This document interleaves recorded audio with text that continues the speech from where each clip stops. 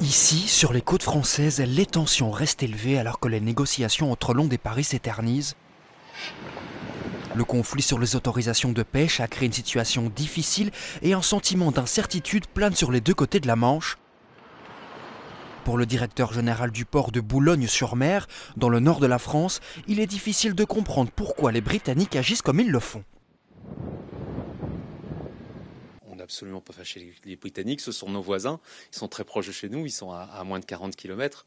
On n'est pas fâché avec eux, on comprend aussi l'enjeu des Britanniques. N'empêche que nous souffrons énormément de ce manque de zones de pêche qu'on avait historiquement avec tous les bateaux, et on ne comprend pas bien aujourd'hui que l'accord qui a été conclu le 24 décembre ne soit pas complètement mis en œuvre.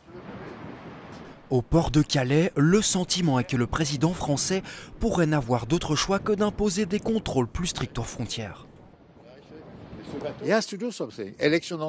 Il doit faire quelque chose, élection ou pas, il doit protéger son peuple.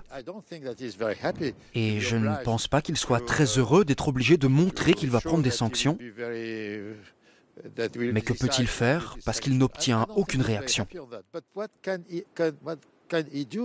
Et dans cette impasse, le président du port de Calais déclare que l'ensemble des parties sont perdantes. Tout le monde va être sanctionné, tout le monde, le Royaume-Uni, la France, les pêcheurs, le port de Calais, le port de Douvres aussi, tout le monde, pour un problème aussi bête.